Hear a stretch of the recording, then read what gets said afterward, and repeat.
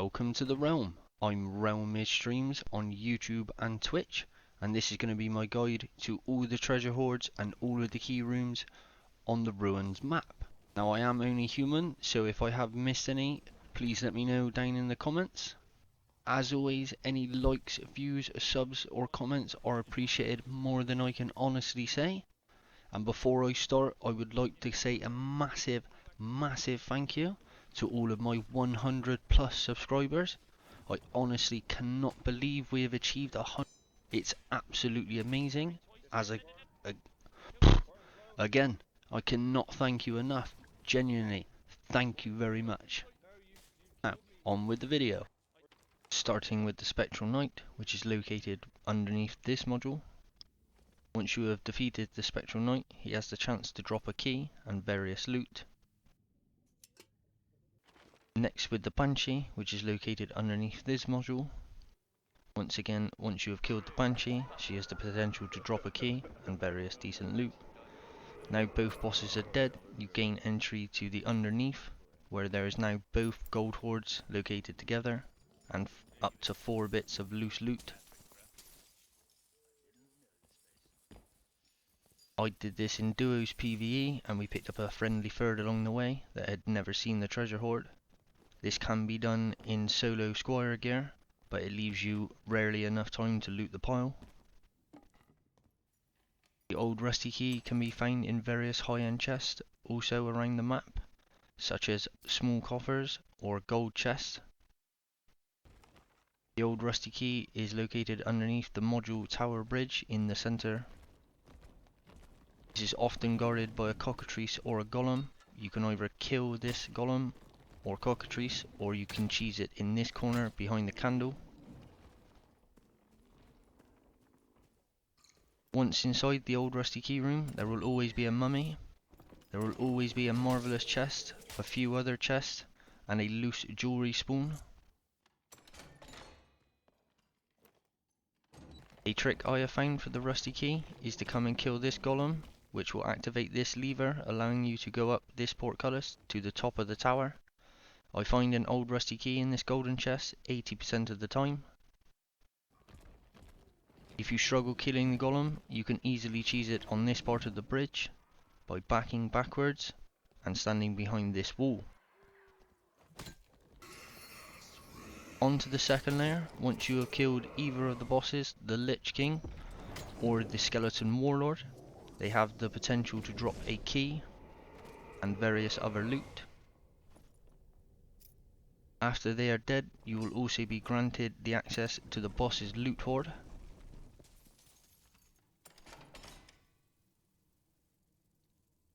Next module we'll head to is the wheel module. At the bottom, this always has a skeleton champion on top of a gold hoard. You can fight this or easily cheese it on top of this candle.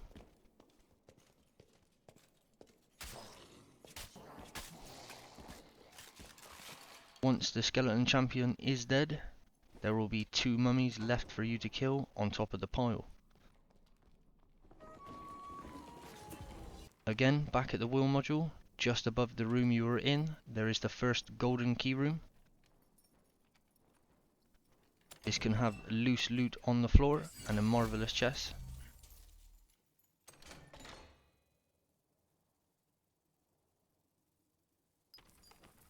On to the second gold key, which is located in this module.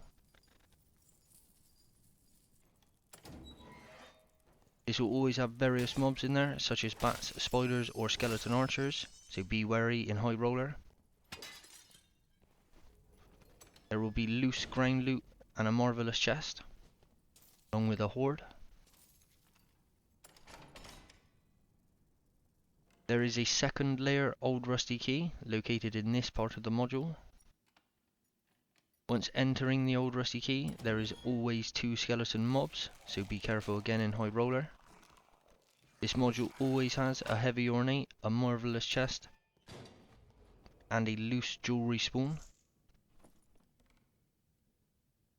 Next we'll head to the maze, which is this module on the map. Just make your way to the centre of the maze.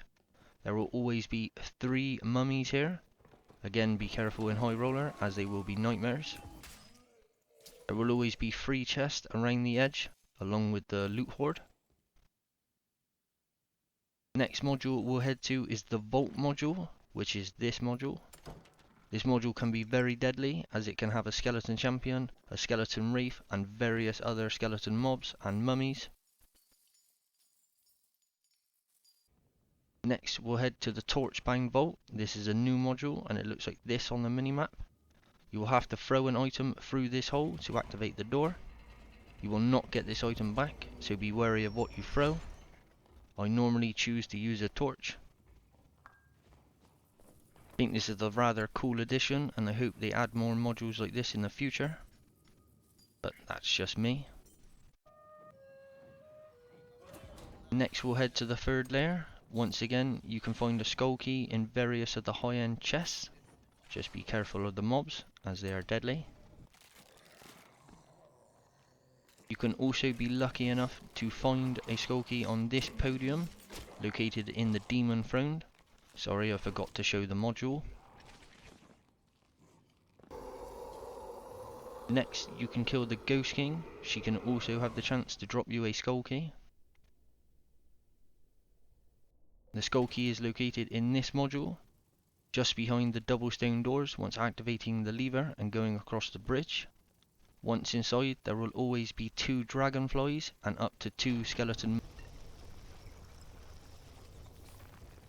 Once inside, there will be a weapons podium at the back. In High Roller, this has the chance to roll an artifact, and there will be various other chests. Last but not least, we have the Painful Steps module. I prefer to do this module in Cleric, as there is various zombies and skeleton mobs. Once making your way up around by activating all the levers on the edge of the map.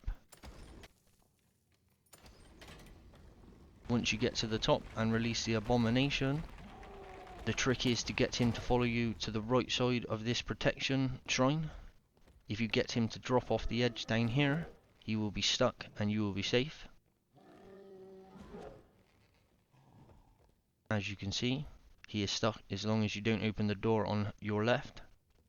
Now make your way up, kill the skeleton mage, and you have the last treasure hoard. This is what I pulled from looting the treasure hoard solely to myself, but bear in mind this is PvE.